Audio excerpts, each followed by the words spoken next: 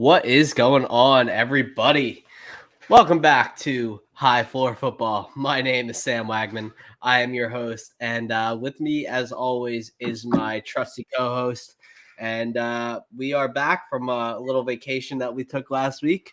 And Jay, as always, is dressed for vacation with his choice of Hawaiian shirts. How you doing, my friend? I am doing well. I am fulfilling my promise of wearing a Hawaiian shirt every day through summer. So far, I am 3 for 3 with 3 different Hawaiian shirts. I may have to purchase a few more to continue this run, but the run is going strong right now and happy to be back. We took a vacation without actually vacationing ourselves, but we took a vacation from the podcast, and I'm excited to be back. And kind of what we have to talk about today is just, interesting stuff. There's a lot of storylines heating up, as football season gets a little bit closer, and we're all hungry for info. So we're all kind of taking every bit of data and every report we can and either running with it or deciding, if we don't buy it, if we buy it. So it'll be a fun show, just kind of talking through all of that kind of stuff.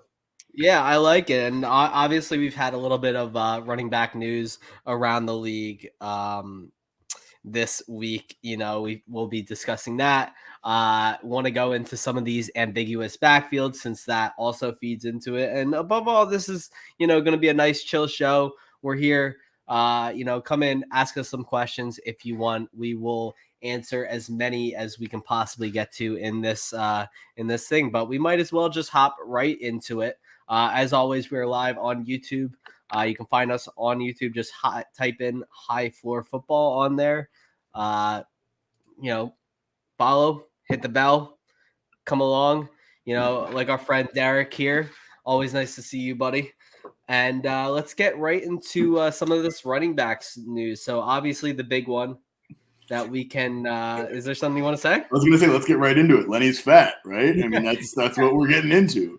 I mean, that's the big one. Lenny showed up. Apparently, team coaches were not happy when he showed up to camp weighing 260 pounds. So, I mean, that's, definitely interesting, in the fact that you shouldn't be 260 pounds as a running back.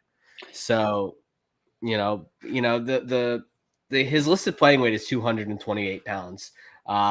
He also put a tweet up that said he played closer to 240 pounds last year and then very quickly deleted it.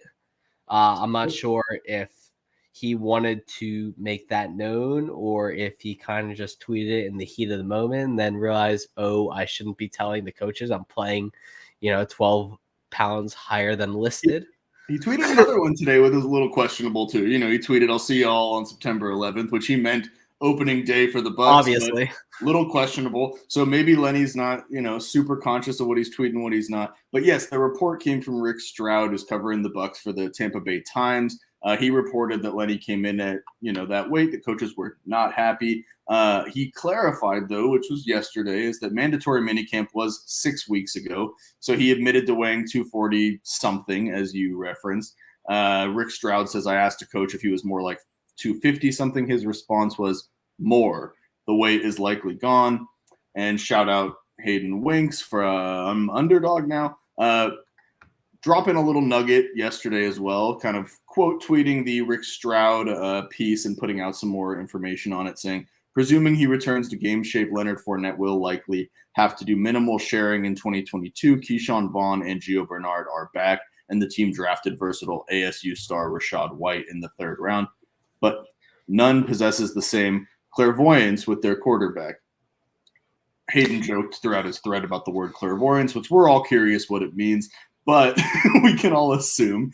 And the interesting nugget on it is, when Lenny came out weighing 260, 240, something, 250, whatever he wants to call it, our first thought was, what about Rashaad White? This article, does mention Keyshawn Vaughn. It mentions Gio Bernard, which I think a lot of us or a lot of people in the fantasy community within, this June to July range where we're looking for things are, the second it comes Lenny's overweight, it's Rashaad White's season, and It could be. Rashaad White's a, really exciting running back. I think we're all, thinking he's maybe one of the most valuable handcuffs, but there is Gio Bernard and there is Keyshawn Vaughn.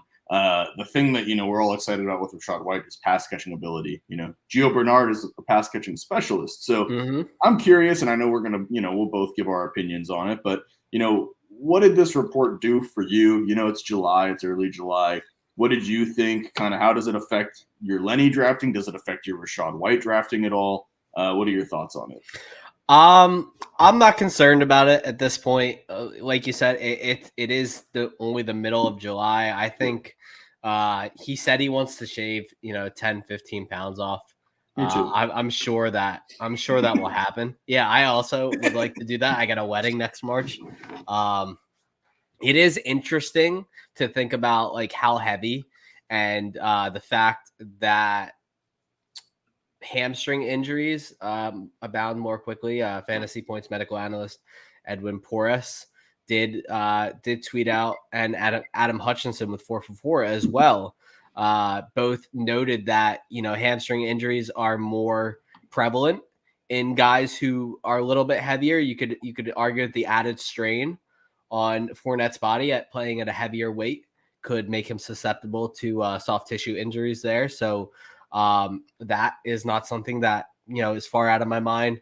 Joey asked a very good question of no player over the weight of 255 pounds has finished as a top 10 running back in the past 20 seasons. The only person I could think of is Mike Allstott. So how heavy was Lamont Jordan? Anybody? I don't know. I don't think he finished the top 10 fantasy running back anyway. Yeah, I don't think Allstott finished that high anyways. So I would guess no. Jay is drinking whiskey.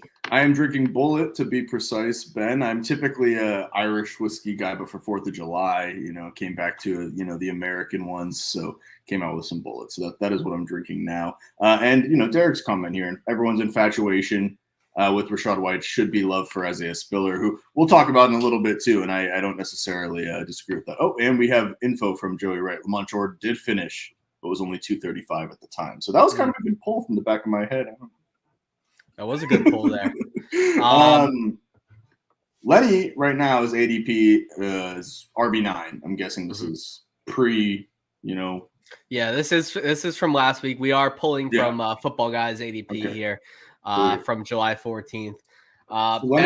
Bettis is a good one as well, but Bus could have finished up there. But again, it's not a playing weight that you want to play at when you're like Lenny, who Bus was known for being heavy and playing like that. Fournette is one of the premier pass catchers, running back pass catchers of the last couple of years, and you got to think about that. I think Brandon Jacobs was 230, right? He could have been heavier. But so bottom line, Lenny, going RB9, not much changes there. I mean, personally for me, guys going around him, Aaron Jones. I was not right about that. 264 pounds. Jesus Christ. Aaron Jones going RB11. That's a guy that I take over Leonard Fournette. Shout out Sam's new Aaron Jones article that came out. You can find it on Football Guys. But Lenny's kind of right in that range with Leonard Fournette, Nick Chubb, Aaron Jones, Javonte Williams, Saquon Barkley. Of that group of 5, I mean, I'm picking Aaron Jones and Saquon over Lenny. I already was. But, I mean, he still fits in that range. I mean, I'm still taking Lenny over Javonte Williams. I'm taking Lenny over Nick Chubb. This report didn't change much. It shouldn't change much for anybody. I mean, it is early July. Like we kind of joked about, shaving off, 15, 20, 25 pounds is a tall task. It's not something that, is just going to happen overnight. But I expect Lenny will be in football shape by September 11th, like he said. So it doesn't change too much. And, Rashaad White's in like the mid 40s right now in ADP. Yeah, I think the thing with Fournette is that this is going to push him down a little bit. This will hopefully push him down into the RB11, RB12 range, so that I can get a little bit more of him in best ball drafts and early redrafts. So we'll see what happens there. As far as Rashaad White goes, he does definitely have standalone value. I do think that he's going to be more involved in the passing game than people think. They did draft him in the 3rd round, in that Alvin Kamara range. I do think that the Bucs like him. I do think his skill set will translate to the NFL. And if Lenny is playing at this high weight, I would, I don't project injuries, but I definitely would be on injury watch, because if Lenny goes down, the workload that Rashaad White steps into, if he is able to gain Brady's trust, is RB1 caliber right away. So For sure. he's definitely got the game for it. He was very good at Arizona State, so we'll go from there. I agree, and Rashaad White's upside is undeniable if an injury happens. But bottom line, neither of us care about the Lenny Waite issue right now. I think we're both kind of fading that report and kind of just seeing it as it was prior to Lenny being 260. Another, ambiguous backfield, a backfield we're trying to figure out, one that I know that you have strong opinions about, is the Seattle backfield with Rashaad Penny and Kenneth Walker. Brian Condata of one of the Seattle beat reporter from Seattle. I got confused with our Tampa Bay journalist. But Rashaad Penny to be the Seahawks' primary back and potentially see 20-plus carries per game. Now, him being the primary back, I think, is interesting. Is it necessarily surprising? Not really, I don't think. I mean, if he's healthy, Kenneth Walker's healthy, I don't think it's surprising that Penny would be the primary back. 20 carries a game, I think, is more of a primary back stereotype than an actual report. I think it's that he's saying he could see up to 20 carries a game. That's kind of how I read it. I don't read it as, Kenneth Walker's not going to have a role or, it's the Rashaad Penny show. I mean, I think Rashaad Penny has a leg up on him. He's been there for a couple of years. First round draft pick, guy who's talented. We saw it last year, but I don't necessarily think that report changes much for me either. I'd be interested to hear what you would say on it, because I know you're a guy who's higher on Rashaad Penny in general, a little bit lower on Kenneth Walker. So does it impact you at all that reports are coming out, pumping Rashaad Penny, or have you kind of already been on that train? Because right now ADP has Kenneth Walker one spot ahead of Rashaad Penny at RB33, RB34. I actually think that has changed in the last couple of days based on some of the underdog drafts that I've been doing, but they're in that same range. So how does this affect you? I've been, like you said, a staunch pro Penny guy this entire offseason, even after they drafted Ken Walker. I do think that Penny is the guy. And look, the reason I think that is really simple. Running backs on expiring contracts get run into the ground. It's not a novel concept. We've seen it happen many times before in the NFL. The Seahawks signed him to a 1-year, $6 million deal. Doesn't mean they're going to sit him on the bench. Even if they drafted Kenneth Walker, they would like Kenneth Walker or Ken Walker to learn the offense. I'm sure they would like him to up his pass catching game a little bit. I think Penny sees the bulk of the touches this year. I definitely think he's a better pass catcher than Ken Walker. Remember, he had a over almost a 10% target share in college coming in. And I know people didn't talk about that. I know he's only had, 20 or so catches in the 4.5 years since he's been drafted. None of that matters to me. Walker did nothing receiving at Michigan State. And it's not like he wasn't an offense that didn't throw. They just didn't throw the ball to him. They preferred to use Jaden Reed out of the backfield, who was kind of like a hybrid running back wide receiver last year, than throw the ball to Ken Walker. That says something to me. It says, not that he can't catch, not as good as pass pro as people think. So that speaks to me. He's definitely a gifted runner of the football. That's not denying anything. I'm not denying the guy that won the Doak Walker Award is not a good runner of the football. I just think that in this scenario, with the Seahawks clearly in a rebuilding phase of their organization, probably prefer not to run for his first season. So I can't really see a scenario where I'm comfortable taking Ken Walker over Penny. And we got this question from Zach Riley. Where are you seeing Rashaad Penny go in mocks? I'm seeing him go around the 8th or 9th round in my underdog drafts. Ken Walker typically goes about a round and a half later. I think that RB, that dead zone area of running backs, the Spiller, Henderson, Pierce, Rachaad White, So Rashaad Penny area of the 8th, 9th, 10th round is a great place to target in RB2 if you choose to wait on the position. Well, so let's play a little game here, see how deep your Penny love runs, and I'll just ask with some guys that are around his ADP, and we'll start at the higher side, get a little bit closer to where he's at, but Antonio Gibson or Rashaad Penny? Oh, Antonio Gibson easily. Okay, and Antonio Gibson goes about 20 spots ahead, so he's a little further off. Miles Sanders or Rashaad Penny? Closer, but still Sanders as of this moment.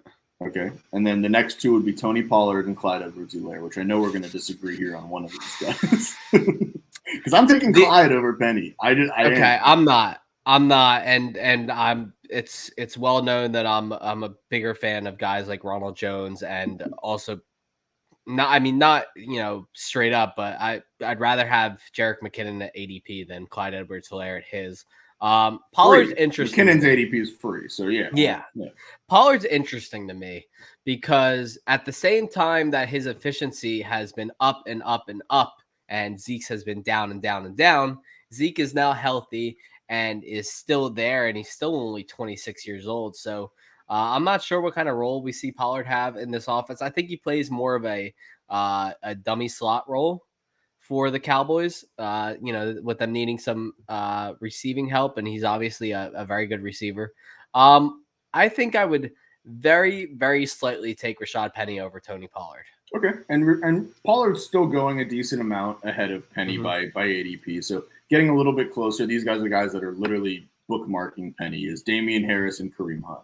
So Penny's right in between those two, and I think the Damian Harris, Rashaad Penny, not comp in terms of their offense or anything. I just think that kind of player at that range is similar, where I think Damian Harris also has a lot of upside, a lot of touchdown upside, probably going to get the goal line touches, probably also not going to get, the receiving work, which we're still kind of going to see how that shakes out in Seattle, but also has a guy behind him. Damian Harris has Ramondre Stevenson in the same way that Rashaad Penny has Kenneth Walker, almost identical ADP between the Harris-Penny tier and the Kenneth Walker-Ramondre Stevenson. They're kind of right next to each other. They are right next to each other.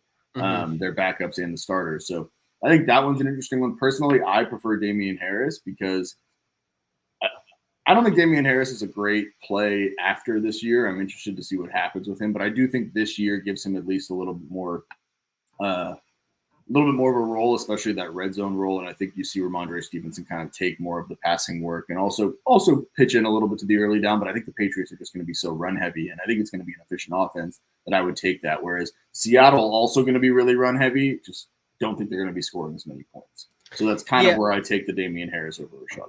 Yeah, I can understand that. For Damian Harris, for me, it's all about seeing where his touchdown number settles. We know he's the early down back, but we'd both be idiots to not think that Ramondre Stevenson's going to have a healthy amount of work. Then you have to work in where does James White fit in, and his role is pretty secure there, and then Pierre Strong, what happens to him?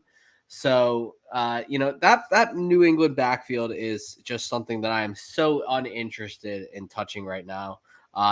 So again, at ADP, give me Rashaad Penny over Damian Harris. As far as Kareem Hunt goes, this fluctuates with every bit of Deshaun Watson news I hear. Jacoby Brissett will dump off to the running back a ton. I don't know how much Deshaun Watson will because he's a scrambler. So the more Jacoby Brissett plays / Jimmy Garoppolo or whoever else, if they choose to bring in outside help, give me Kareem Hunt more and more and more and more and more. If it turns out that Deshaun Watson only gets a 4-game suspension, give me Penny. And I'll ask you one more. It'll be the last one. And I know it's kind of an interesting comparison. It's Devin Singletary or Rashaad Penny because you're looking – Devin Singletary, because then you're looking at a guy who, he's going behind Penny slightly. Kareem Hunt's the only player separating them in ADP. But Devin Singletary's in what we expect to be maybe the most high-power offense, maybe the highest scoring offense. And he's also going to share time, we assume, with James Cook. So it's a similar sort of situation. I agree. I think I would lean Singletary just based on the upside of his offense weekly. And I'm also over Chase Edmonds over Penny as well. Chase Edmonds is going one pick after Singletary. I think just based on knowing you, you're a Penny over Edmonds guy. Yeah, I mean, I don't even know what to think about that. Miami offense. All I know is that it's going to be spread around. I'm just not interested in those kind of offenses. It's too confusing for me to see. But I think shout out JJ Zacharyson, who we both really like, and his ambiguous RB theory. And Chase Edmonds does fall into kind of that perfect mix of that, where it's like he is the first running back being drafted from the Miami backfield. A lot of people will tell you, "Oh, I'm confused on the backfield. I'm going to take the cheaper guy." Mm-hmm. JJ's theory pretty much says that doesn't hit as much as we like to think it does. No, it doesn't. As much as we're going to be like, "Oh, I'll take the later guy." Fantasy players actually, from his studies and his work, and seem to actually do a decent job at projecting who's going to be the top guy. So Chase Edmonds falls into that for me, where I think it's going to be a decent offense. I kind of like him as a player too. I think more than consensus seems to. So he's one that I'm taking over Rashaad Penny, but I don't disagree with you too much in that range personally. I mean, the Clyde Edwards-Helaire over Penny is something that I feel. Damian Harris over Penny, but I would take Penny over Kareem Hunt personally. But I'm with you on Devin Singletary. Yeah. In any case, Zach, Penny is going around that 9th, 10th round range, and we both feel that he's a solid option in that range if you're looking for something else. And we got the homie Toronto Dave in here as well. Dave, always good to see you. Penny, you should like Penny. Penny's that guy. If he looks half as good as he looked in those last 6 games last year. And obviously, I'm knocking on every piece of wood that I can possibly find in the hope that he stays healthy. He could be those kind of guys that just goes and balls out and really is key to you taking over your league, because people are so certain that Ken Walker is the guy there just because they drafted in the 2nd round. Look at this team's history. We just watched Pete Carroll stick Penny.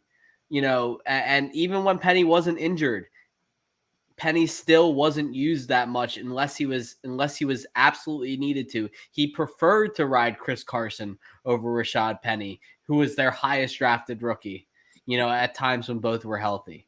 Let me watch what he does to Ken Walker. Yeah, let me ask this just as a off the cuff question, just in general thinking about it, because this is what I think about a lot. And like we just talked about pre-show, I mean, I'm addicted to Underdog now, and I do a million drafts. Shout out Sam's hat there. But I mean, I cross Rashaad Penny a lot. I don't pick HFF on Underdog. I don't pick him a lot. I don't pick the running backs in this range a lot personally. But that being said, when you pick Rashaad Penny and you see the upside, which I think we all see, we saw it at the end of last season.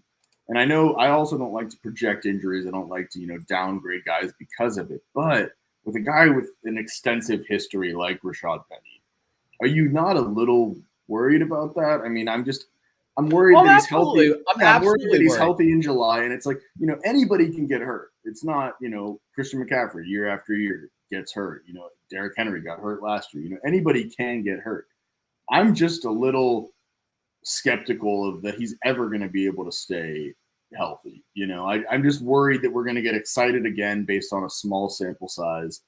And then, I mean, trust me, in my most important league, I bid on Rashaad Penny rookie season in an auction. Such an elite small sample size, though. That's the problem. And I disagree with this take, Ben. I don't think there was a situation where Penny was never the better back, because Penny was drafted as a first rounder. Like you can't say that about Ken Walker. Just because Walker was that much of a stud and he won the Doak Walker. But Penny was a massive I mean, I like Rashaad Penny, San Diego State guy, all that stuff. Him and Donnell Walker were unstoppable. Sure, in college. When Rashaad Penny got drafted, Walker was in college last year. See, this is what we need to do more, Sam. Some of this. When Rashaad Penny got drafted, though, it was viewed as a massive reach. It was not a slam dunk first round pick running back. Every pick was considered a massive reach. Agreed, 100%. No half their picks are viewed as massive. Was Kenneth Walker maybe a reach? Maybe, but Rashaad Penny in the first round was a huge reach. It was a big one. And so, not that he can't back it up, not that he doesn't have the talent to do it. We saw it in that small sample size last season. He's very talented. But to use the draft capital as a reason is tough for me because Rashaad Penny was such a surprise in the first round. So, Ben, you're reading my mind, man. Reading my mind. He was considered in any case, we're not going to dive too deep into this. We wanted to touch on the workload. No, Sam, I want to yell at you for another hour. Well, you can spend all the time you want doing that off show. We're going to move on to our next rumor that we heard, and it is obviously JK Dobbins. So, JK Dobbins to me, is a guy that we've been uncertain about all offseason because we've heard a frighteningly little amount of news about his ACL recovery. Gus Edwards also comes to mind that we haven't heard much about at all either. Both of them concern me, but we finally heard some news recently, and that was Rap Sheet going on Good Morning Football and saying that JK Dobbins is no sure thing for week 1. He hasn't had any setbacks, but his knee injury was a serious one, and Baltimore has no incentive to rush him back. They protected themselves with veteran Mike Davis regardless. Now, about 20 minutes after this report came out, and I think I'm off on that timesheet, but regardless, J.K. Dobbins himself quote tweeted this by saying that he has been unwilling to share the news himself, but that his rehab is going just fine, well ahead of schedule, and he said he may not even be on the PUP list to start the season. The fact that he said PUP list at all scares the crap out of me. I agree. And I think it's a virtual certainty that he ends up on the PUP list this season. So, I mean, that when he brought that up, and, that wasn't in Ian's tweet at all. The PUP list, was not mentioned for that tweet. So, the thing is with JK Dobbins, he was injured in the preseason. Suffered the torn ACL on August 28th. And so that, we're coming up on just under a year that he's not back at practice yet. He's not even running yet. That's concerning to me. He injured multiple ligaments in his knee. And unfortunately, Gus Edwards did the same thing. So, and there's been news that his rehab is not going that well. So, again, the big thing with the Ravens is that they were so snake bitten by injuries. They obviously had the very infamous now practice where both Gus Edwards and Marcus Peters tore their ACL within 5 minutes of each other on back-to-back plays, no less.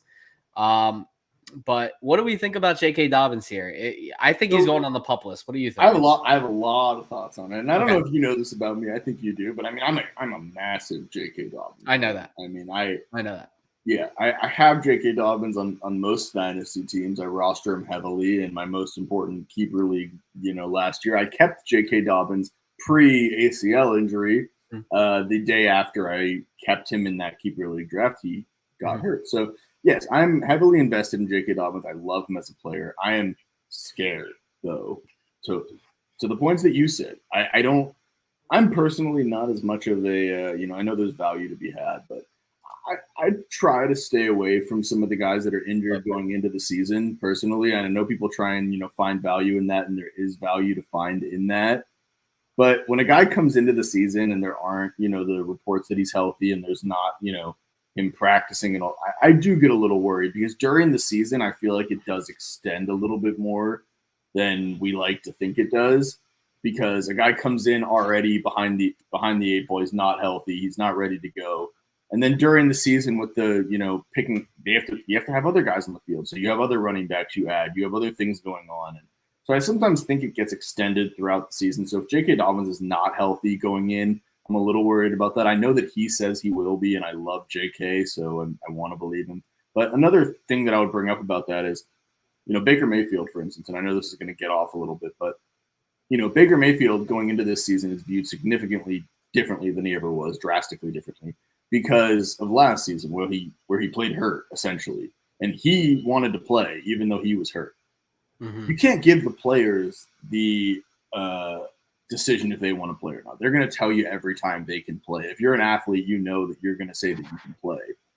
Mm-hmm. JK Dobbins saying that he'll be ready for week 1.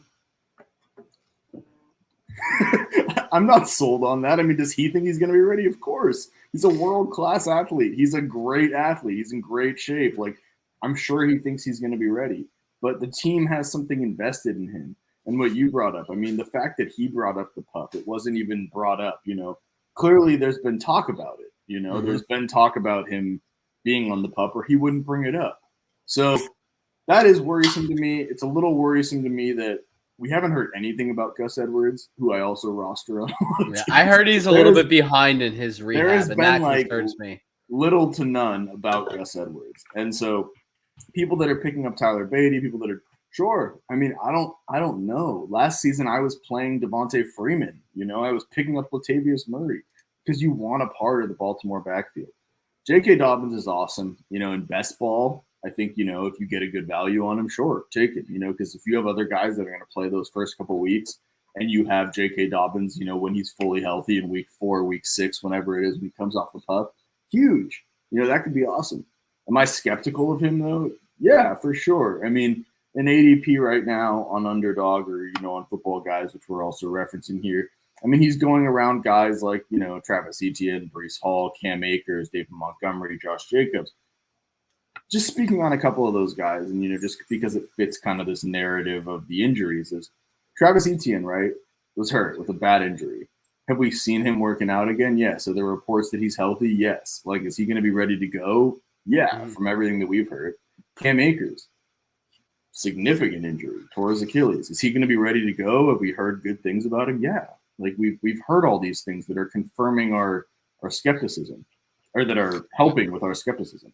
Whereas J.K. Dobbins is right in that range, but we're not sure he's going to be ready to go, which does change those things for me. I mean, if we're picking J.K. Dobbins or Breece Hall, I love J.K. Dobbins. I actually like him more than Breece Hall as a player, but I'm taking Breece Hall. He's coming in as a rookie. He's coming in healthy. He's coming in ready to go. So those sort of guys in that range, I mean, I take J.K. Dobbins over Josh Jacobs, David Montgomery, a few of those, but Travis Etienne. But if he's healthy, that you're taking him if he's healthy. But with this uncertainty, we just drafted in Scott Fishbowl. Did you have the chance to draft J.K. Dobbins in Scott Fishbowl? Yeah, and would I have last year taken him in places where I didn't this year? Yes. Okay.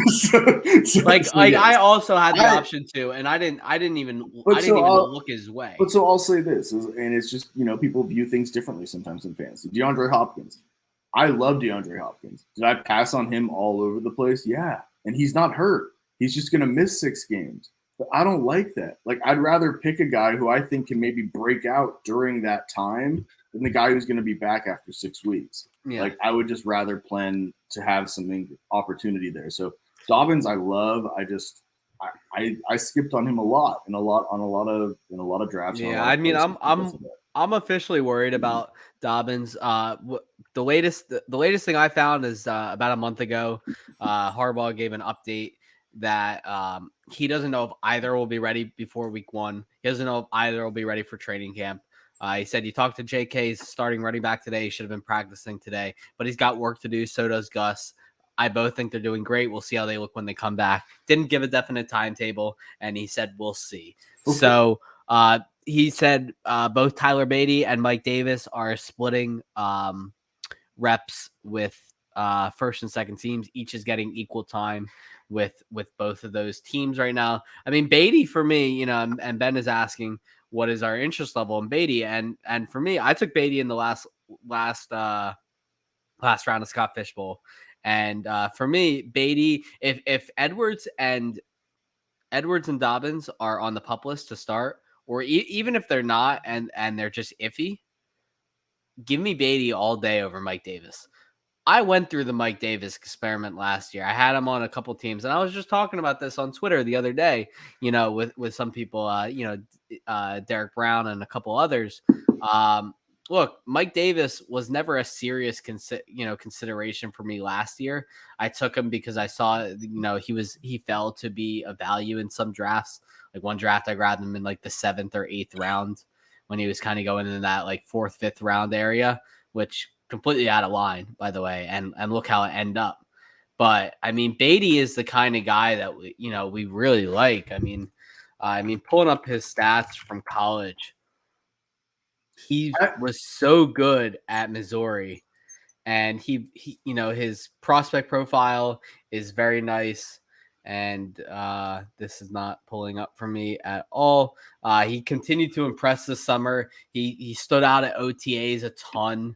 The Ravens believe they found a steal when they drafted him. He's been very active as a pass catcher in OTAs and mini camps. So, this is a guy who could easily take over for the Ravens with how much they run the football. That nobody's gonna like, but I'm gonna say it, and then I'm gonna touch on some of these comments that Dave has said here.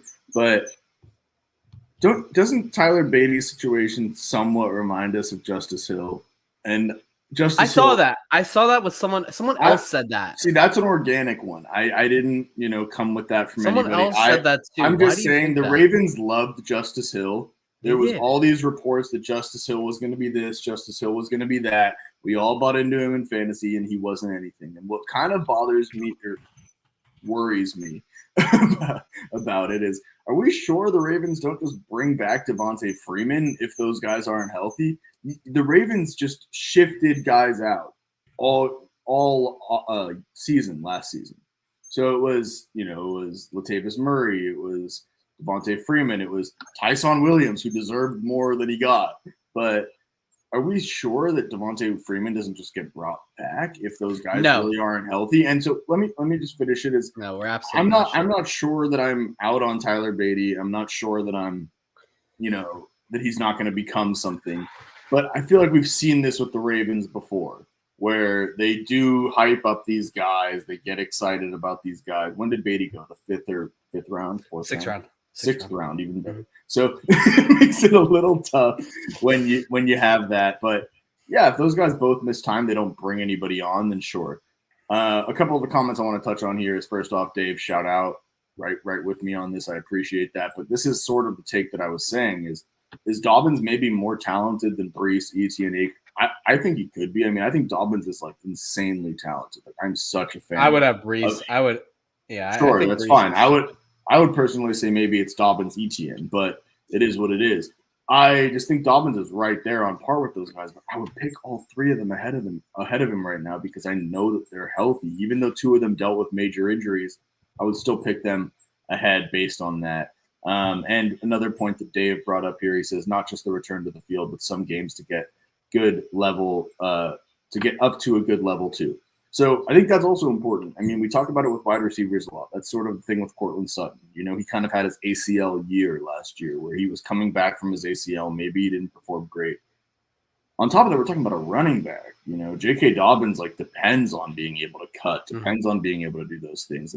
He depends on breaking big runs. I mean, he was electric. Is he going to maybe not have that coming off of this serious injury? Maybe not. Maybe the pup actually helps him. So if you're a dynasty player, I almost think you want J.K. Dobbins to miss 4 or 6 weeks. You want him to get fully healthy. If you're a redraft player and you're drafting him, I mean, you want him to play right away, but at what cost? Are you going to be playing him every week and he's going to get, not as many carries as he should get? Is he not going to be performing? The last time we saw J.K. Dobbins, he was averaging 6 yards a carry. Yeah, I mean, JK Dobbins is a very talented player, and we obviously know how the Ravens run their offense. They want to run the ball, and they said that as much. Look, the Ravens' strategy in free agency and the draft this year spoke one thing to me. Last year, throwing the ball, 500 plus times, outlier. They want to get back to running the ball, and they want to do it a lot, and they want to be the focus. 3 tight ends? The focus of their offense. They want. Yeah, but that is obviously a staple of their offense. Is that? As a run. Yeah, run block. They drafted 3 tight ends or 2. It's weird that they who did they draft? They drafted Likely, and they drafted Charlie Kohler. Charlie Kohler. Yeah. So it's weird that I'm going to touch on that real quick. It is weird that they drafted 2 pass catching tight ends. Not their MO.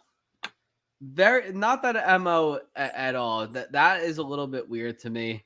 I am interested to see what they do with Likely and Kolar, who I personally thought were the two best pass catching tight ends in this draft. Kolar was my favorite tight end in this draft when I was looking at film and when I was looking at some of the stuff that he did. I don't know if you watched him at Iowa State. Guy was a tank.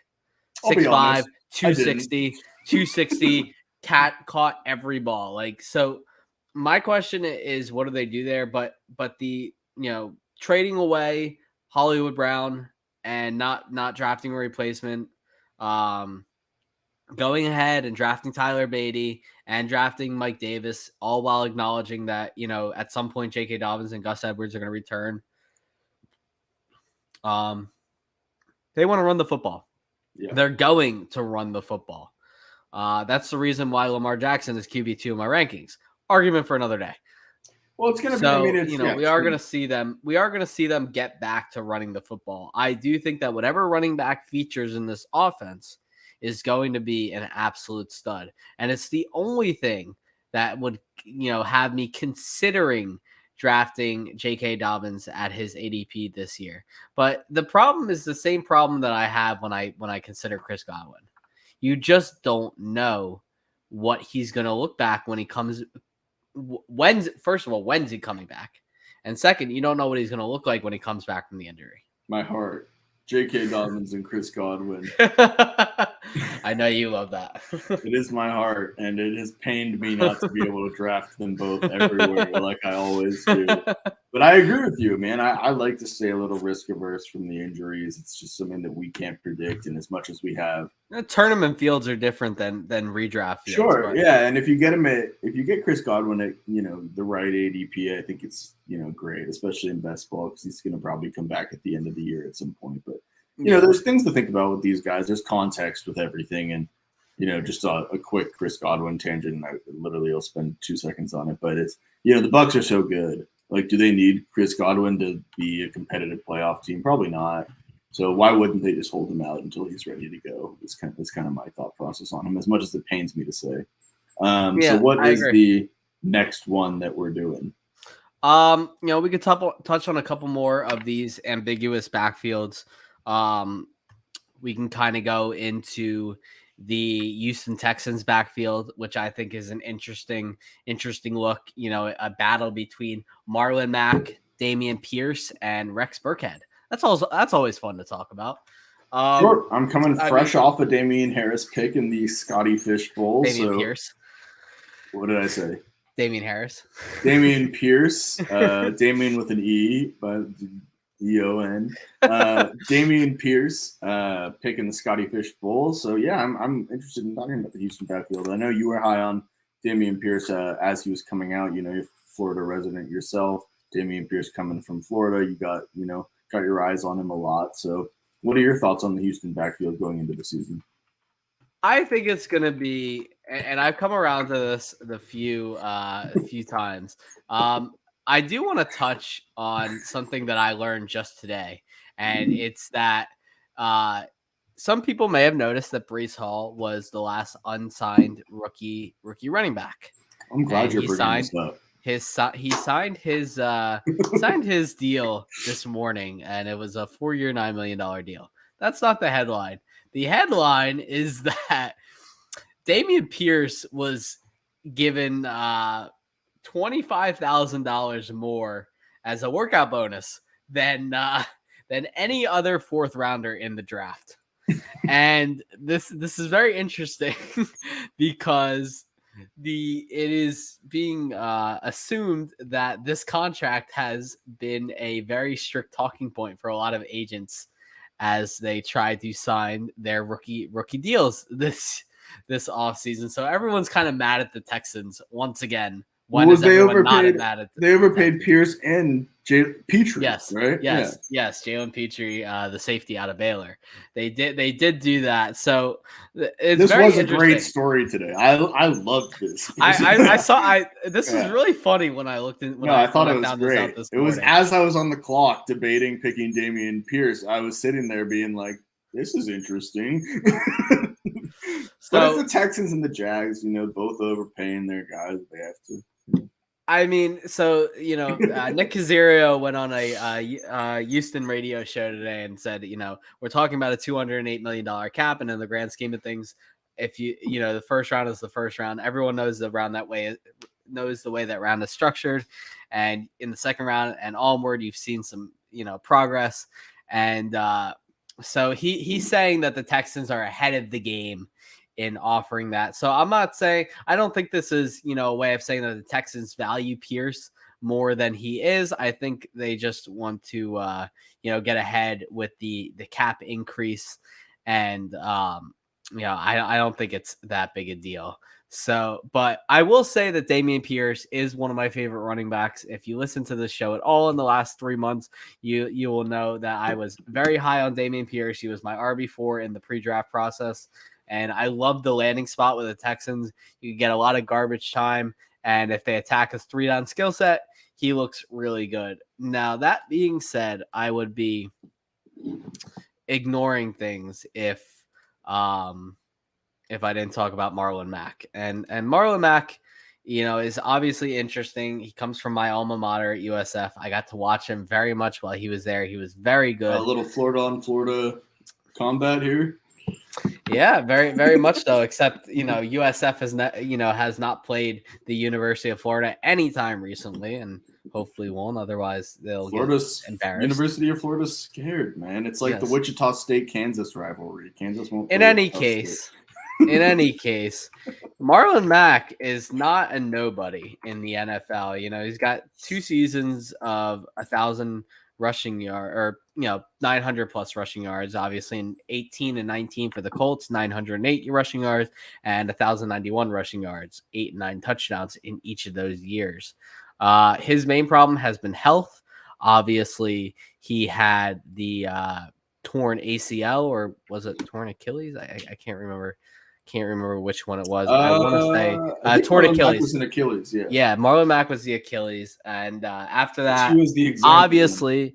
Obviously, the Colts proceeded to draft Jonathan Taylor, and all was that.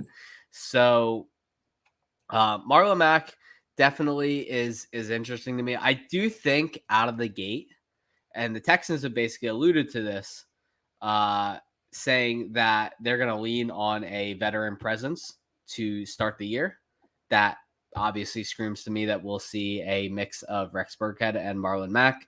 But, let's not kid ourselves. The Texans, aren't winning anything this year. At some point, they're going to want to see what Damian Pierce can do. And like all NFL teams that, kind of go down the toilet as the season goes along, they will start their rookie running back. And then we will see, and he will have a very fair chance to acquaint himself. Yeah. I don't think he'll grab this role out of training camp. I think all the dialogue that we've seen so far basically says that Mack and Burkhead will get a fair look at doing this. Burkhead was good down the stretch last year. He's good in fantasy championships. So you have to look at that. But I do think Pierce is much better than any of them. So coming out of the draft, you were a much bigger Pierce fan than I. And I wasn't not one. I wasn't as high on him coming out. The Houston landing spot was interesting. I was kind of hoping we would have seen Breece land in Houston or a couple other guys. But truthfully, just being truthful on it. But Damian Pierce landing there is interesting. And like I said, I just drafted him in the Scott Fish Bowl, which is essentially a redraft league with, a couple wrinkles in it in the scoring. But it is a redraft league. It is a one-season league. I got him as the RB40, so an RB4. That being said, I think it really is interesting in a lot of the points that you brought up too, where going with a veteran presence to start the season, I think that makes sense. I mean, the same way that we just said with, Rashaad Penny, Kenneth Walker. Is it a surprise that the guy who's been in the NFL a little bit longer is going to maybe get the first crack? No, I don't think that's a surprise. I mean, Damian Pierce wasn't a high-value pick. He went a little bit later. Like you brought up, the interesting context of it was Damian Pierce's contract, which is apparently, a little bit more interesting than a normal 4th-round pick or 5th-round pick. So I don't know that he opens camp as the lead guy. But my thoughts on it, which is interesting, which, again, you touched on a little bit, is I think this could actually be something that is a true 3-back monster to start the season, where it really is Marlon Mack, Rex Burkhead, Damian Pierce, and they're all kind of getting touches. And whoever gets the high value touches, Mack did tear his Achilles, yes. Yeah, that'll be interesting. Whoever gets those goal line touches, which I would kind of assume is going to be Damian Pierce, like just based on the skill set that those three guys have. Mm-hmm. Who's going to get the passing down work to start? I would probably assume Rex Burkhead, even though, Damian Pierce has that skill set. Rex Burkhead is a specialist as a pass catcher. Mm-hmm. Has he ever been healthy? Like, not really, not for too long. I mean, what is Rex Burkhead now? 31-ish? Like 33, I think. Okay, so he's over 30. So I think that it's one of the things that you brought up is a good point. I mean, do they start like that and then maybe, start leaning on Pierce a little bit when the season's, coming to an end and you're kind of trying to see what he has, which could be beneficial, as well as the Texans are probably going to be down a lot more than not, I would assume. Mm-hmm. And it is maybe going to get, before the end of the season, get to that point where it's like, let's just try and see what works. Let's try and find a spark. And, you have a guy like Damian Pierce. That's the kind of guy you can find a spark. I think we know what Marlon Mack is, which isn't bad. He just, suffered from some injuries. We know what Rex Burkhead is, which isn't bad, but it's never been great. So I think that Damian Pierce is actually really interesting. I don't know that he comes out of camp leading the backfield, but I think there's a chance. And I don't know that he takes over the backfield, but I think there's a good chance that he does at some point. So I think when you're kind of comparing like his ADP, Damian Pierce goes right around Rashaad White and Isaiah Spiller. So actually his ADP it's Rashaad White at RB 41, Damian Pierce at 42, and Spiller at 43. So those are three rookies right there. And if you consider them all three of them, Rashaad White, Damian Pierce, Isaiah Spiller, right? Who has the chance to come out of camp and win the job, even though we might think it's, lower probability. Like assuming Pierce. All parties are healthy, Damian Pierce. It's Damian Pierce. So assuming everybody's healthy. Assuming that everybody's healthy, who probably has the most standalone value? I would say Isaiah Spiller, because he's probably going to be there, 1A Eckler and 1B Spiller.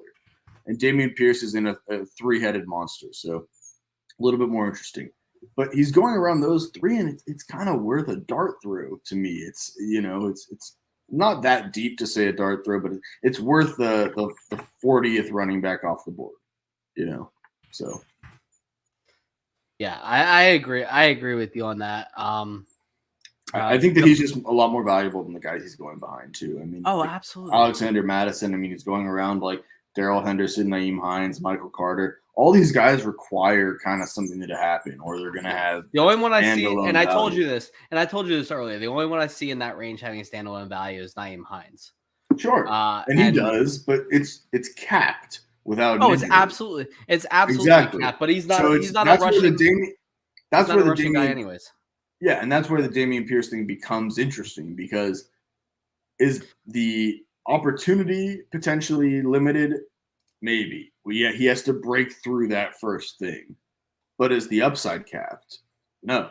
If he does and he takes over, then we don't know what's going to happen. I mean, on our football guys ADP, Pierce is the RB 42. He's got Michael Carter at RB 41, Alexander Mattison at RB 40, Ronald Jones at 39, James Cook at 38, Ramondre Stevenson 37, Chase Edmonds at 36. I'm not taking Carter over Pierce. I'm not taking Madison over Pierce. I may take Jones over Pierce just because I think he wins the job. James Cook, I've been very, very, stringent that I think James Cook is not a threat to Singletary's workload at all. In fact, I think Duke Johnson comes in and takes pass catching snaps away from him.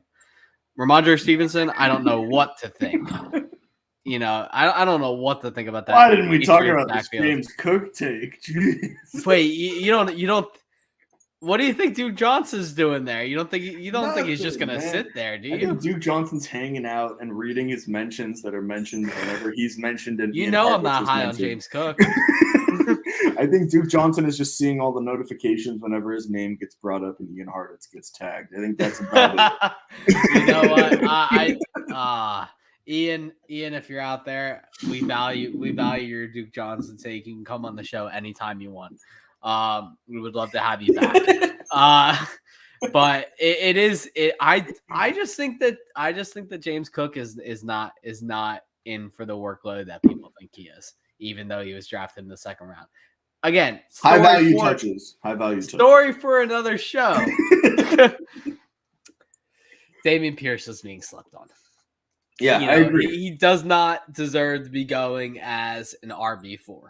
RB4, back end RB4. I just don't see it. Yeah, that's the one thing that I will say is I don't think that his ADP is off. I don't think that that his ADP is off, but I think that when you compare his ADP, bad offenses do not equal bad fantasy. No, I agree. But when you compare his ADP or when you compare his opportunity and his upside compared to the guys around him, I do think it's different because look at it. I mean, so Alexander Mattison, is he a good player? Sure. Does he need Dalvin Cook to get hurt? Yes.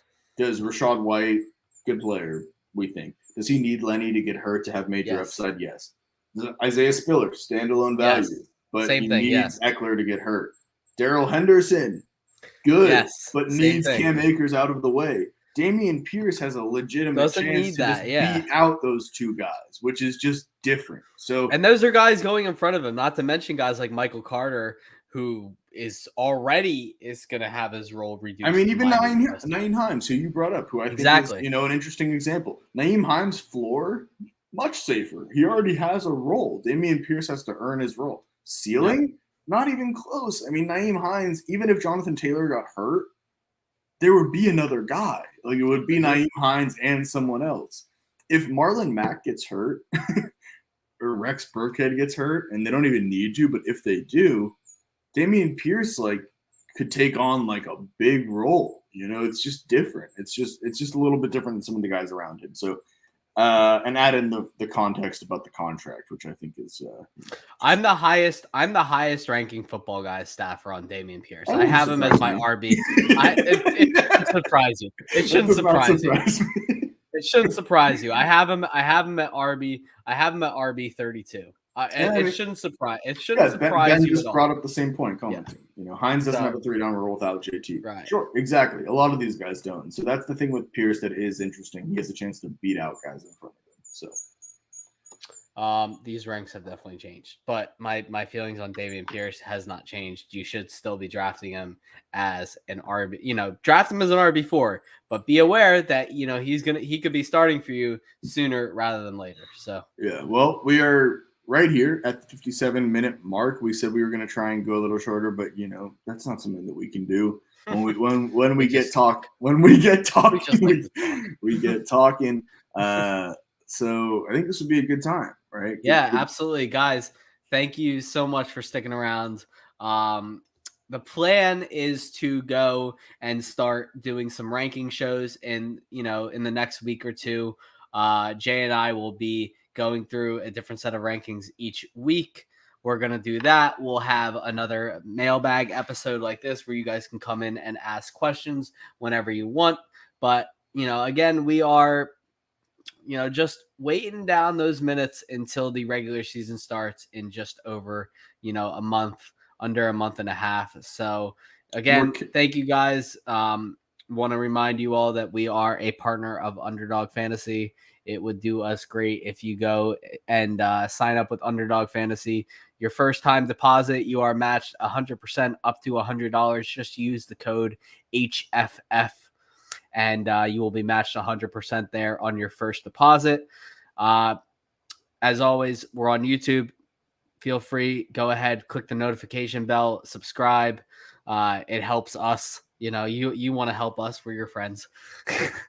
Jay, any more words? Anything else to add? No, that was a fun show. I think in the future, hopefully, we'll do some more of these where we're kind of just talking, going through some storylines, some of the things that are interesting during the off season. Absolutely. Aside from that, man, we had fun, and we are 1 week closer to football season. That's really all that matters. And we're kicking the tires on maybe a Sunday morning show, maybe answer some questions. So we'll see what happens with that, but Well, you spoiled my surprise that I was going to have in a couple weeks, but in any case, I will just edit that part out of the online audio. Thank you guys. We are High Floor Football, and we will see you next week as we always do.